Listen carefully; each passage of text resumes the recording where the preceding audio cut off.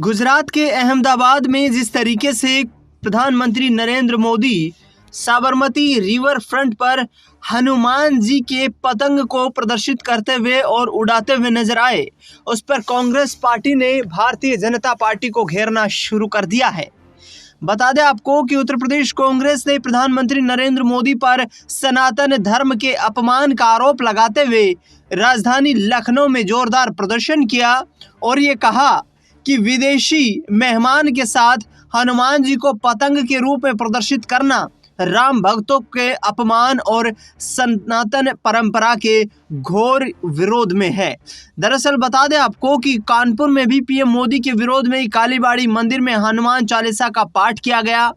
Congress party के UP के प्रदेश अध्यक्ष अजय रॉय ने कहा कि पार्टी कार्यकर्ता प्रधानमंत्री की सद्बुद्धि के लिए हजरतगंज स्थित दक्षिण मुखी हनुमान मंदिर में हनुमान चालीसा का पाठ करना चाहते थे, लेकिन पुलिस ने कांग्रेस मुख्यालय को छावनी में तब्दील कर दिया। कार्यकर्ताओं को मंदिर जाने से रोक दिया गया, जिसके विरोध में पार्टी लगातार अब प्रधानमंत्री नरेंद्र मोदी को घेरने में जुटी हुई है। यहां तक कि कांग्रेस पार्टी के नेता अभय दुबे ने एक और बड़ा आरोप मोदी सरकार पर लगाया। कांग्रेस पार्टी ने कहा कि मोदी सरकार बजरंगबली को नोटिस दे चुकी है। सनातन संस्कृति के इतिहास में ऐसा कभी नहीं हुआ। इस नोटिस में इस सरकार द्वारा लिखा गया है कि श्री बजरंगबली संबलगढ़ आपको सूचित किया जाता है कि आपने सबलगढ़ में हमारी भूमि पर मकान बनाकर रेलवे भूमि पर अतिक्रमण किया है, जिसका हर्ज और खर्च आपको भुगतना पड़ेगा। जो बनारस में कहते थे मुझे माँ गंगा ने बुलाया है, उसी बनारस के डीएम को एनजीटी ने बुलाकर कहा गंगा घाट पर बोर्ड लगा दीजिए कि ये जल पीने योग्य और आचमन योग्य तो बिल्कुल नहीं है, नहाने लायक भी नहीं है। ऐसा इसलिए कहा गया क्योंकि माँ गंगा में मल मूत्र विसर्जित किया जा रहा है। मणिकर्णिका घाट का विध्वंस देखकर लोकमाता अहिल्या के परिवार ने बनारस जाकर कहा कि अगर शासन मूर्तियों को संरक्षित नहीं कर सकती तो हम खुद कर लेंगे। सोचिए ये कितना शर्मनाक है। कांग्रेस पार्टी के प्रवक्ता अभय दुबे इस पूरे मुद्दे पर क्या कुछ कहते हुए नजर आ रहे हैं, उनका बयान सुनवाते हैं। सनातन संस्कृति के इतिहास में कभी ऐसा नहीं हुआ। ये जो मैं पत्र दिखा रहा हूं, आज तक हजारों वर्षों के इतिहास में ऐसा नहीं हुआ जो मोदी सरकार ने और मोदी जी के निर्देश पर हुआ। क्या हुआ? कभी सुना आपने?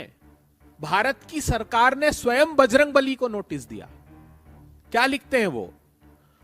श्री बजरंगबली सबलगढ़, उपरोक्त विषय अंतर्गत आपको सूचित किया जाता है कि आपने सबलगढ़ में हमारी भूमि पर मकान बनाकर रेलवे भूमि का अतिक्रमण किया, जिसका हर्ज और खर्च आपको भुगतना पड़ेगा। इतनी शर्मनाक बात है। अरे कम से कम भगवान को तो छोड़ देते। हम कहते थे कि बुलडोजर का हर एक का नंबर आएगा, और आज इस अधर्मी सत्ता ने इस बात को सिद्ध कर दिया कि वो बुलडोजर के से भगवान को भी नहीं छोड़ते। मां गंगा ने बुलाया है। आप आश्चर्यचकित रह जाएंगे। एनजीटी ने कहा वाराणसी के डीएम को बुलाकर कि यहां पर बोर्ड लगा दीजिए स्थान स्थान पर कि ये पानी आचमन तो दूर, पीने तो दूर, नहाने लायक भी नहीं है।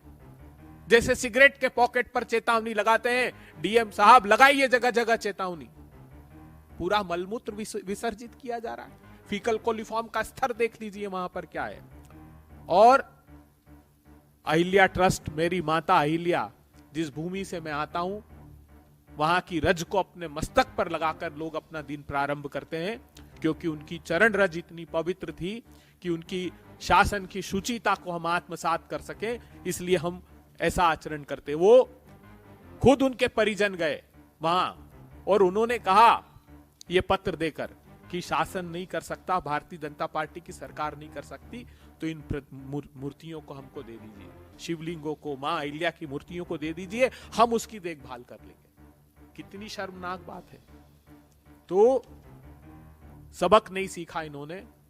मर्यादा पुरुषोत्तम राम ने इनकी सत्ता को खंडित कर दिया, तब भी समझ नहीं आई।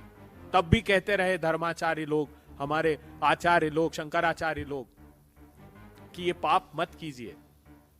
अधूरे मंदिर का जो आप उद्घाटन कर रहे हैं ये मत कीजिए, लेकिन समझ में नहीं आई। और अब हम आश्वस्त हैं कि इस देश के लोग इस बात का संज्ञान लेंगे, जैसा माननीय अध्यक्ष अजय राय जी ने बताया कि सड़क से सदन तक हम इन सारे प्रासंगिक विषयों को उठाएंगे और इस सरकार को बाध्य करेंगे कि वो इस पाप और श्राप की भागी न बने।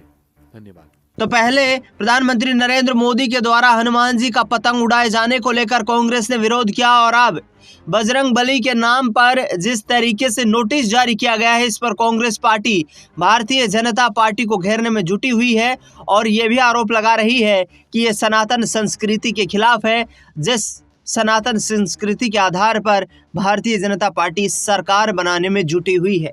देखना दिलचस्प ये रहेगा कि कांग्रेस इस मुद्दे को कितना बड़ा राजनीतिक मुद्दा बनाने की कोशिश करेगी।